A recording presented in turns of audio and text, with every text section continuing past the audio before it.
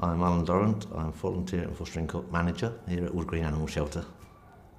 Basically, my job involves recruiting and maintaining volunteers here at the shelter, and looking after many problems arising or anything and sorting them out for them. Most of the volunteers we locate on the internet, on our website. We don't really need to advertise for volunteers, as a lot of people want to work with a animal shelter. Qualifications, I didn't actually get any. I was more of a practical person than qualifications. When I was 16, many years ago, I went to college, practical college, but kept bunking it, and in the end I decided, no, this isn't for me. I don't want the education, I'd rather go and use my hands.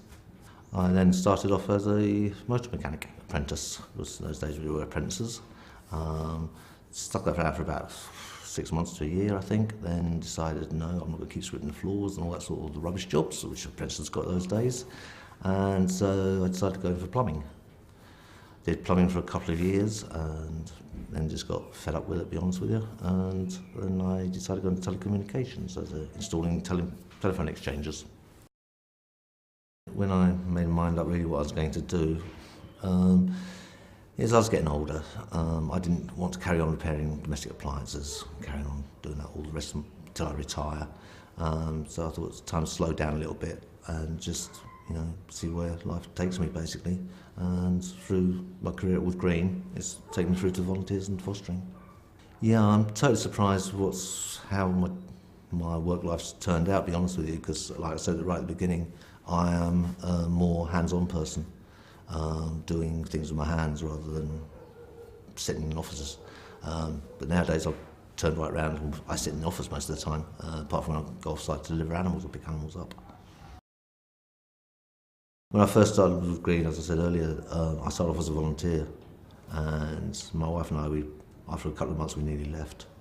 We volunteers here were classed as second-class citizens.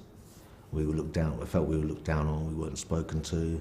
It took about 3 months for staff even to have a chat with us. And so when I took over volunteering, my main mission or my main objective was get rid of all that.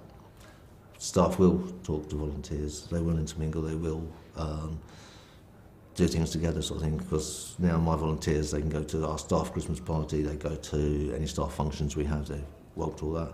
They can also go on any courses we run for staff. Volunteers are also included in that as well. So we try to make them feel more part of the team. I feel really chuffed, proud, like I say, proud of myself. It's one of my objectives when I took over volunteering. Yeah, I'd like to have gone to university. I'd like to have had a lot more qualifications behind me. I probably wouldn't be in this job now, to be honest with you. My life could have been totally different if I'd had the money, had the salary to do the things. But unfortunately, this is the way it's worked out, and I'm happy now.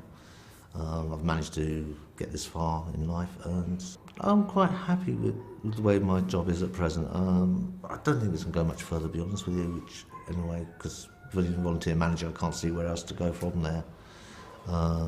Within the organisation, possibly I could go higher up, but then I'd lose touch with the volunteers and with the fosterers. So I think I'm happy where I am, and this is probably where I'm now going to stay until I do retire. It's a nice life. So I'm helping people all the time, and the animals.